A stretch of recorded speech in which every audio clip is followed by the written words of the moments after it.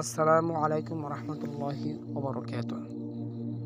প্রিয় দর্শকবৃন্দ, একটি দোয়া আপনাদের কাছে শেয়ার করতে চলেছি, যে দোয়াটি আমাদের প্রিয় নবী সাল্লাল্লাহু আলাইহি সাল্লাম করেছেন।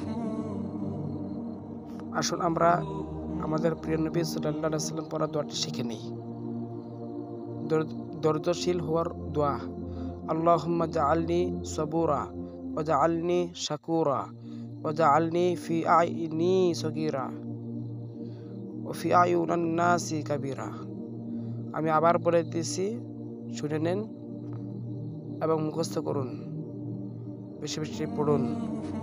আল্লাহুম্মা জাআলনি সাবুরা ওয়া জাআলনি শাকুরা ওয়া জাআলনি ফি আইনি সগীরা ওয়া ফি আয়ুনান নাসি কাবীরা। নিচে উচ্চারণ এবং বাংলা অর্থ দেওয়া আছে, দেখে নেন। অর্থ: হে আল্লাহ, আপনি আমাকে ধৈর্যশীল বানান, আপনি আমাকে শুকরিয়াকারী বানান, আপনি আমাকে আমার সুখে ছোট বানান, মানুষের সুখে আপনি আমাকে বড় বানান। আল্লাহ সবাইকে পড়ার তৌফিক দান করুন, আমিন।